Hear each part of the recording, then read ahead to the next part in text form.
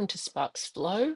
I'm going to show you a little bit about Sparks Flow. We're using the desktop version, but it also works on tablets like iPads and your phone, but it's easiest to show it on the dashboard. So this is a participant that I've just added in with some fake data just to show you what's possible. So when you log in, you'll actually see some instructions of what to do first to make it really easy. And the first thing you're going to do is probably go ahead and add a participant. So you can have as many participants as you like. You can manage your whole family in here or whoever you need to manage, whether it's just yourself or family members. So it's as simple as adding a participant. You can actually also scan in your NDIS plan. Now, none of this touches AI. This is all a function inside the app. So your data is perfectly safe, and all it will do is just take out the information there and save you from typing it in here. So pretty standard stuff there, your address, primary contacts, NDIS funding. If you want to put it in there, you don't have to. And then the types of support you're needing. And this will also be carried over if you need any assistance with job ads, but I'll cover that later. So you can select these or not and pop your goals in there as well. So we'll just go back to the participants we already have. You can see that they're here with all their details. The next thing that we can do with that is schedule a shift, but we'll need our support workers first. So we've got some support workers here. Got pretend phone numbers, obviously. Let's have a look at them. So everything you need to manage a support worker is here. Their availability. You can give workers access so that they can see their upcoming shifts, and it's not access into the app at all. It's just a screen that shows them which shift they're working. They can't change anything. They can't do anything with that except look at it. Now, the same for shift notes. You can choose whether you want them to see all the shift notes for a participant or none of them. So if we wanted to show all shift notes, we can click that and turn it on.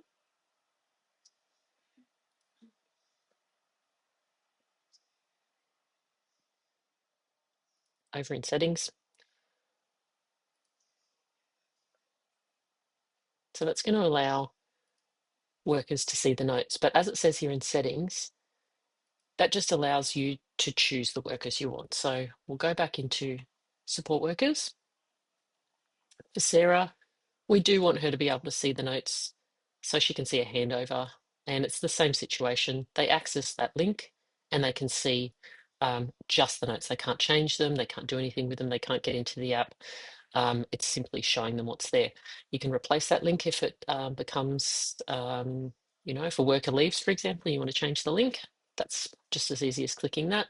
And you give them a copy of this, and that allows them to see their roster and any shift notes. So all their compliance details live here too, and it'll let you know if there's anything expiring. You can see all the things there, and you can add whatever you would like to. So you know for sure that they've got everything up to date. Now, I'll jump into creating a shift. So you choose the participant. We'll choose Mia. You can leave it unassigned, so you can save these if you happen to, not be sure who's going to do the shift yet, or you can assign it, and we'll just say community access. We're going to say this is scheduled, it's not confirmed yet. And you can add extra details in there. Also private notes, so only you can see these ones. The day and time, we'll just put in where we're at now.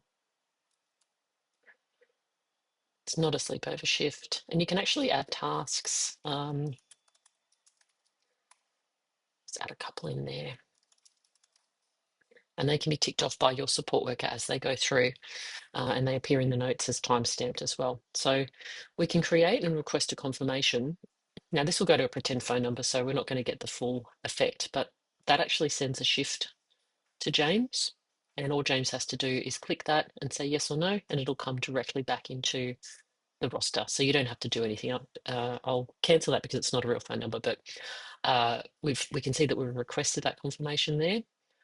and you can go in and change it at any time by hand if you want to. But if James um, acknowledges that shift and says, yes, I can do it, it'll automatically update for you. So we'll just update that shift. And there it is, community access today. And these can be ticked off as well along the way. So what will happen at the end of the shift is James will automatically get a text message with a link, and that link will prompt them to record shift notes, and that comes straight back into the app as well.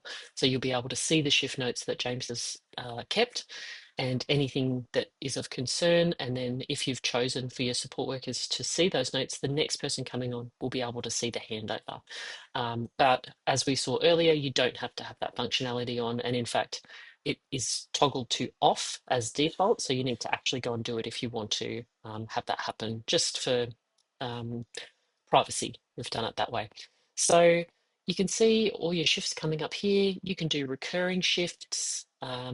This is a shift that hasn't got a worker yet, so we still have to assign a worker. That's a shift that's not filled. And you can see that it's easy to keep track of everything. So we'll go and see if we've got some notes in here for Daniel. We do. So flagged for attention. We'll go back to the dashboard in a second, but you can see everything's available there. You can download each of these as a PDF too. All of this information is there so you know which one's which. You can also do a period of time. So if you wanted to do everything for the last 6 months for Daniel, you can, and it'll come through to you in one beautifully formatted PDF, and you can forward that on to your support coordinator, for example, or just file it for yourself if that's what you need to do. You can see Daniel's upcoming shifts here, and we've got Daniel's goals in here too, which can be updated, changed. So yeah, that's that. Now, so this will pop up if you're logging in every morning, for example, it'll show you anything that's happened. So for Daniel, there was an issue in the accessible parking bay. Let's go and take a look. Okay, so I've read it. Do I need to do anything? No. I'll mark it as reviewed. So I know that that happened. Oh, we've got a worker check expiring soon.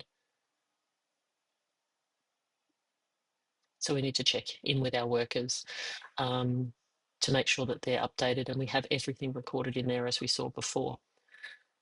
So that's the side of the app that is the participant, the support worker, and the calendar. There's a second side to it, which is helping with job ads, applications, and interviews, which is super helpful. And I'll come onto that in a separate video.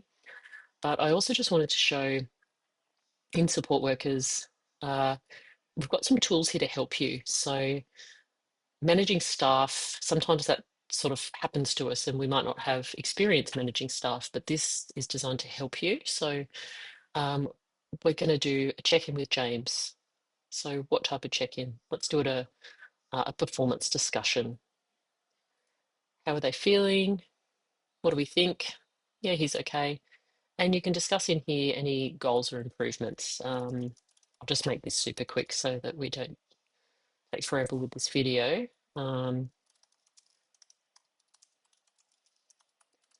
Okay, so please manage your time better. Any additional notes? And we can say, yeah, we're going to follow this up again. And I'm going to follow it up on the 10th of July and see how he's going. So that'll save, and it'll give you a prompt as well to check in with James. It'll give you some recommendations as well.